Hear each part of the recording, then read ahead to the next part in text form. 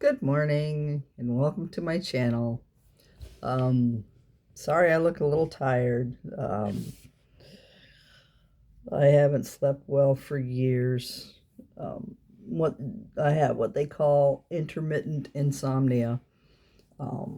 When I was heavier, uh, I had a sleep study and obstructive sleep apnea. So I have the CPAP.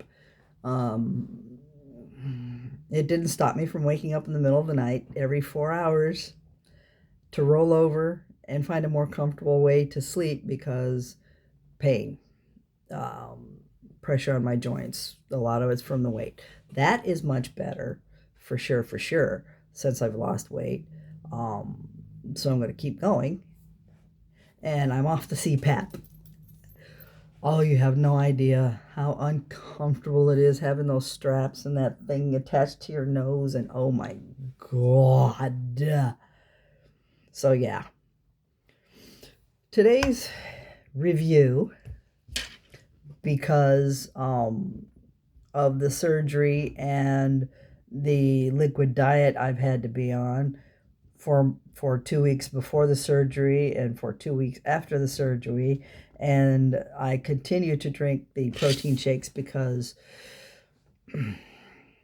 when your stomach is fist sized, there's not a whole lot you can put into it to, keep going.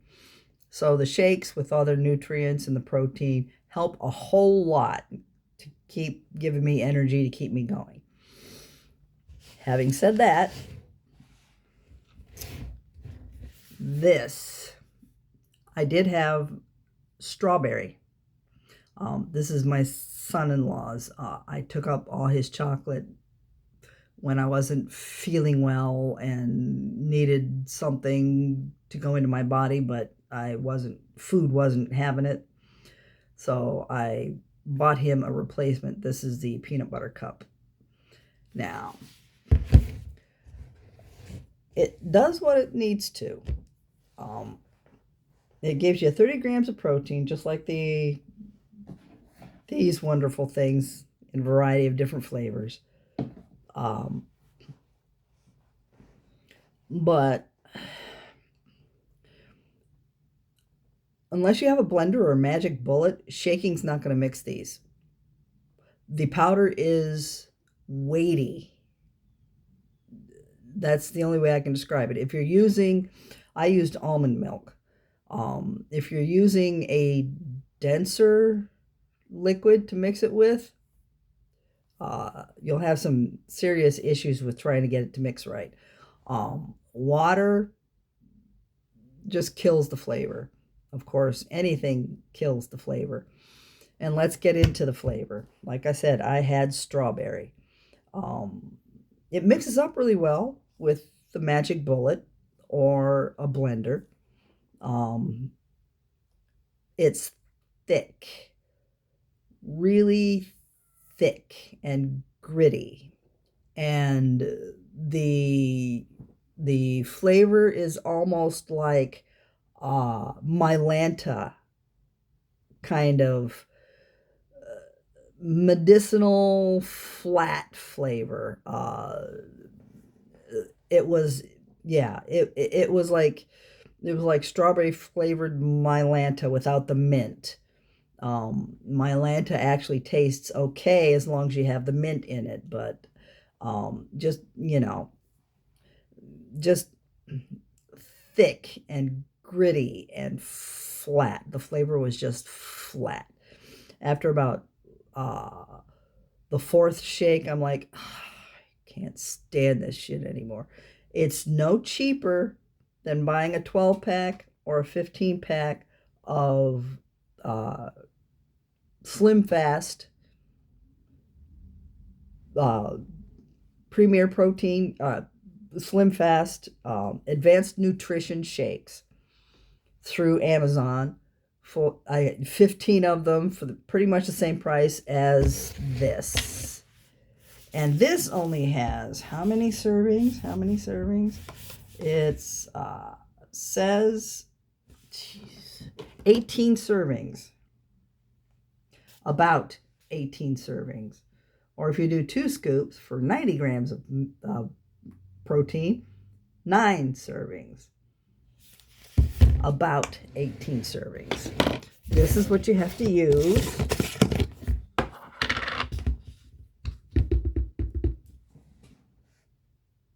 This is your serving. You have to bang out all the air and the little pockets to make sure it's completely full in order to get the complete nutrition and protein required. And it's not 18 servings. If you're lucky, if you're supremely lucky, it's 16. If you're lucky. It's convenient, I'll give you that. Easy to store. You don't have to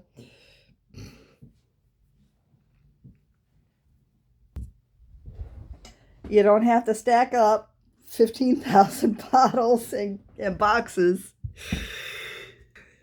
in your room for the supply of shakes that you need for the month. But it's not going to last you long. It's really, really, really not going to last you long. For about $110, give or take, through Amazon or through Sprawlmart, I got those 4 cases of Premier Protein, 12 per case. So that's 48 shakes for about $110 that will last me the entire month. Amazon's slightly more expensive, but you can get 15 packs through them. They don't have quite as much variety, I don't think. The flavors aren't there. But then again, I'll be discussing some of the flavors of Premier Protein as well in a future video. But yeah, if you want to buy 15 containers of this whey protein, have at it. If this is the kind of stuff, if this is the flavor that you like and the thickness, it is almost shake-like in its thickness, but it's still vastly unappealing.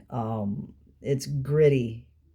It's gritty, and the flavor just isn't there. At least not satisfying enough to want to keep going with it. Excuse me. So yeah,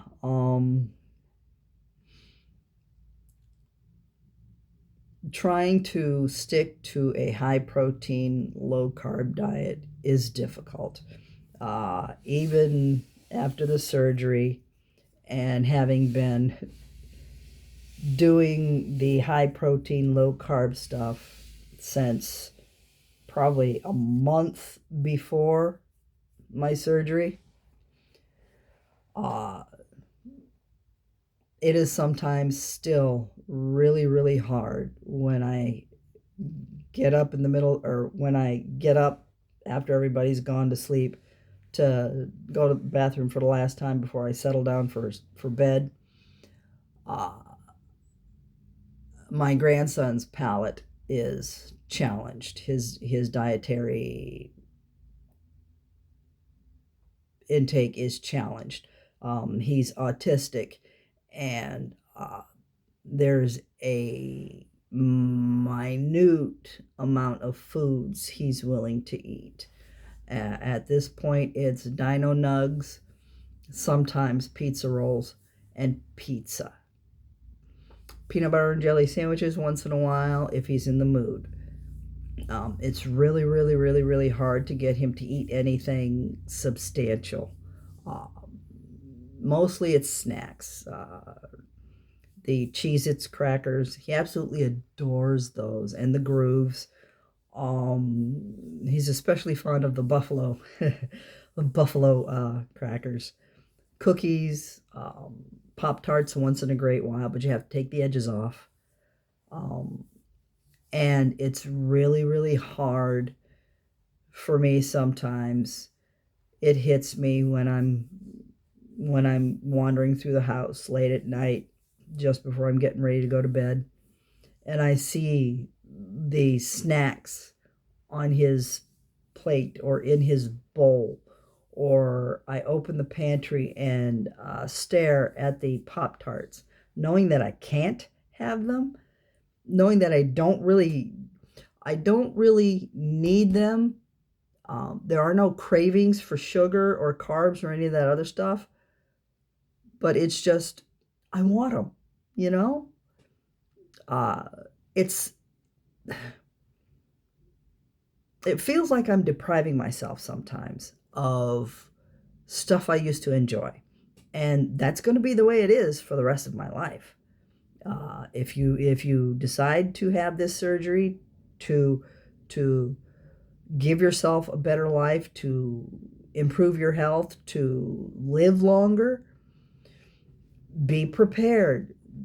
The changes you're going to have to make, the adjustments you're going to have to make, the foods that you're going to miss. Just be prepared for it. It's a struggle. It's a struggle. And it's a struggle for the rest of your life. I'm not going to lie. It's Right now, I am still going through a food aversion stage, which is fairly normal for some people. It's not prevalent with most patients, but some patients will go through a food aversion stage.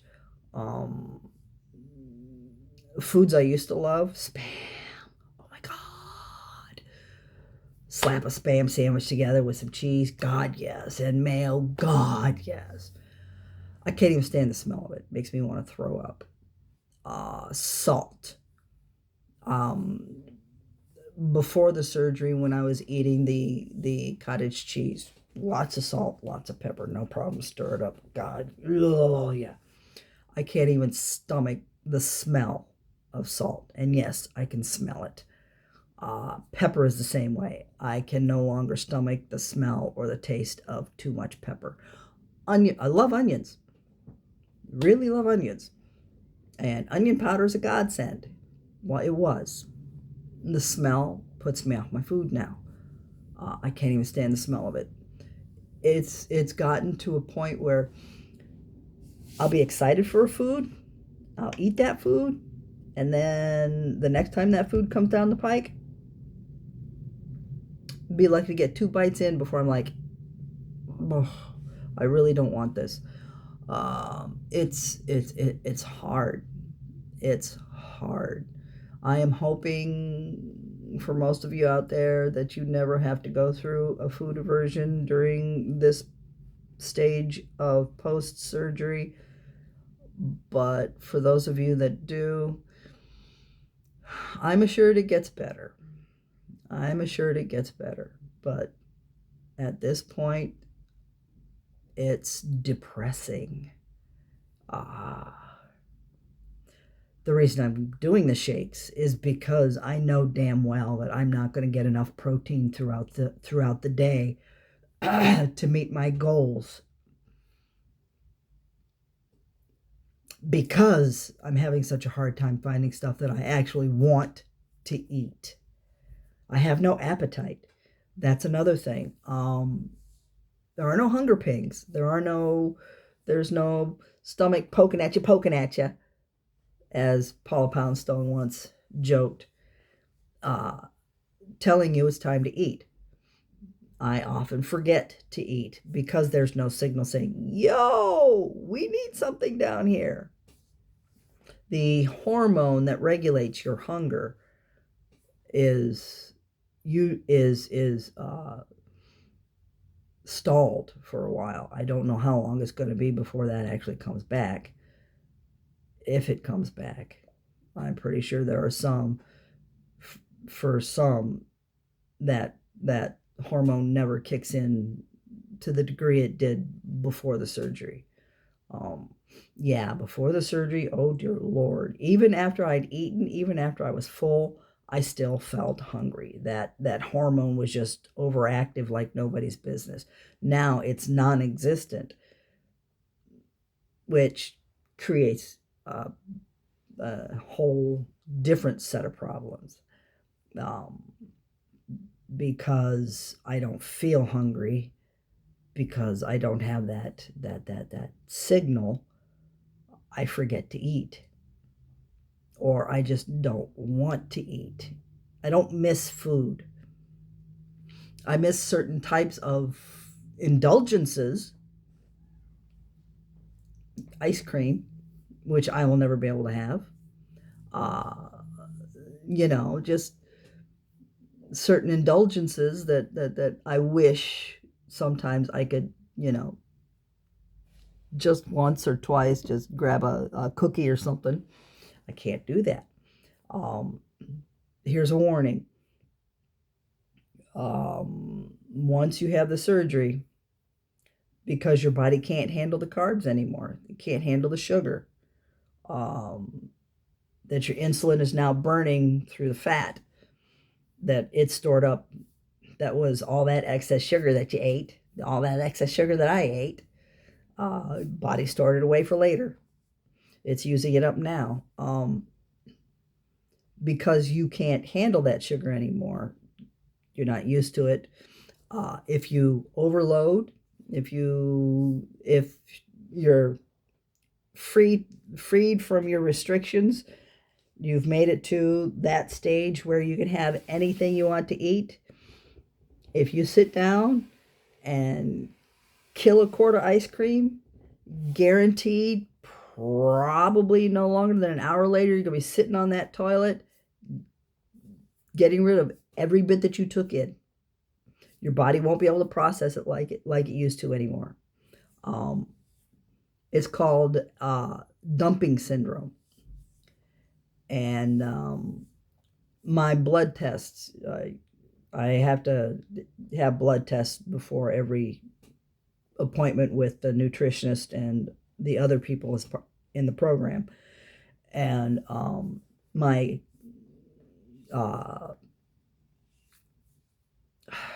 sugar is high because I am going through what's called dumping syndrome. Again, your insulin packs away that sugar as fat, stores it for later, for when you're not taking in enough energy to keep it going, and now then it has those extra stores to work with. And because my body's working through so much of it so quickly, my blood sugar is going to be high because it's dumping it. So be prepared for that. If you decide God damn it, I need this, and you start powering down some sugar laden stuff, be ready to be sitting on that toilet for Lord knows how long, getting rid of it almost as quickly as you took it in.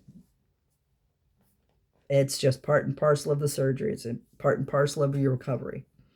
Um, I'm not saying you'll never be able to have those little indulgences, but if you do, extreme moderation. Personally, you're better off without them. As far as I'm concerned, I'm better off without them. It's not something I need. It's not something that I'll die without. I've been doing without it for probably nearly 6 months now. I don't need it, so I'm not going to worry about it. It's never going to be in my fridge. Anyway, so for people who are doing high protein, low carb diets and stuff, the shakes work really well in giving you the amount of protein you need for your body to work. and for your cells to work, for your cells to heal. Protein's important.